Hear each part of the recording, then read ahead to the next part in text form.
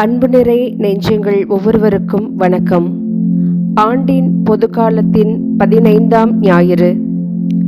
இன்றைய நற்செய்தியில் இயேசு தம் சீடர்களை இருவராக நற்செய்தியை அறிவிக்க அனுப்புகிறார். இயேசு சீடர்களை அனுப்புவதன் நோக்கம் நற்செய்தியை அறிவிக்க, மக்களை மனம் திருப்பி இறைவன் பக்கம் திருப்ப. திருமுழுக்கு பெற்ற அனைவருமே நற்செய்தியை அறிவிக்க கடமைப்பட்டுள்ளவர்கள். நற்செய்தி பணியை செய்கின்ற ஒவ்வொருவரும் தங்களுடைய வார்த்தைகளை அல்ல, கடவுளுடைய வார்த்தையை எடுத்துரைக்க வேண்டும். நற்செய்தியை அறிவிக்க செல்லும் போது பணமோ பொருளோ உணவோ எதையும் எடுத்து செல்ல வேண்டாம் என்று இயேசு கூறியதன் அர்த்தம், இறைவனின் பராமரிப்பை நம்பி அவர் மீது நாம் வைக்கும் நம்பிக்கையின் பலத்தை காட்டுகிறது. அதேபோல் நற்செய்தியை அறிவிக்கும் போது அதை ஏற்றுக்கொள்ளாதவர்கள் அங்கே இருந்தால் அந்த இடத்தில் படிந்திருக்கும் தூசியை கூட உதறிவிட கட்டளையிடுவதன் மூலம் நற்செய்தி பணியாளர்களை மக்கள் ஏற்றுக்கொள்ள வேண்டும், இறைவார்த்தையை எடுத்துரைக்கும் அருட்பணியாளர்களுக்கு செவிசாய்க்க வேண்டும் என்பதையும் இயேசு இன்றைய நற்செய்தியின் மூலம் வலியுறுத்தி கூறுகிறார். இறைவனின் வார்த்தையை எடுத்து சொல்வதற்கு வயது வரம்பு தேவையில்லை, செய்யும் தொழில் முக்கியம் இல்லை, குடும்ப பின்னணியும் முக்கியம் இல்லை, பெரிய ஆட்களாய்த்தான் இருக்க வேண்டும் என்ற அவசியமும் இல்லை.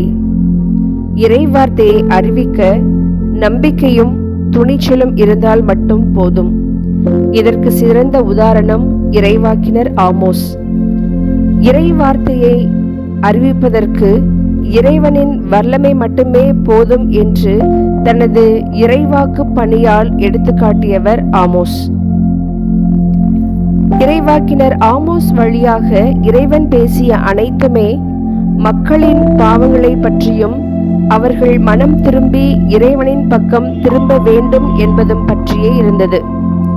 ஒடுக்கப்பட்ட மக்களின் உணர்வுகளை புரிந்தவராக, கடவுளின் குரலாக செயல்பட்ட இறைவாக்கினர் ஆமோஸ் போன்று இன்றைய காலகட்டத்தில் திருமுழுக்கு பெற்ற நாம் ஒவ்வொருவருமே கடவுளின் குரலாக இருக்க அழைக்கப்படுகிறோம் என்பதை இன்றைய முதல் வாசகம் நமக்கு எடுத்துக்காட்டுகிறது. இன்றைய இரண்டாம் வாசகம் இறைவன் நம்மீது கொண்ட பேரன்பினையும் அவர் நமக்கு தரும் ஆசிரையும் எடுத்து கூறுகிறது. அவர் விண்ணகம் சார்ந்த ஆவிக்குரிய ஆசி அனைத்தையும் கிறிஸ்து வழியாக நம்மீது பொழிந்துள்ளார்.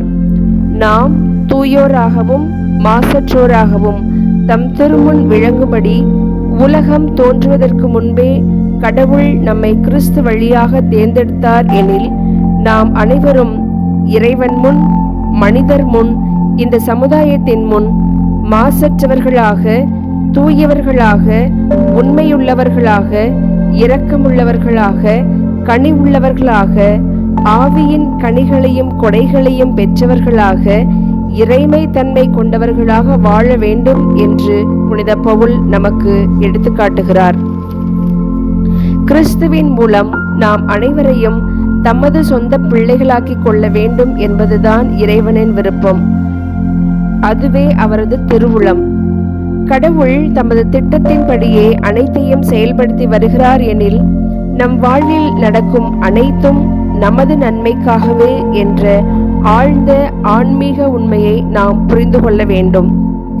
இறை வார்த்தையை எடுத்து கூறி மக்களை இறை பாதையில் வழிநடத்திய பல புனிதர்களின் வழியில் நம்மையும் ஈடுபடுத்தி கொண்டு நற்செய்தியை அறிவிக்கும் பணியில் நாமே நற்செய்தியாக மாறுவோம். இறைவன் நம்மை தொடர்ந்து ஆசீர்வதிப்பாராக. ஆமென்.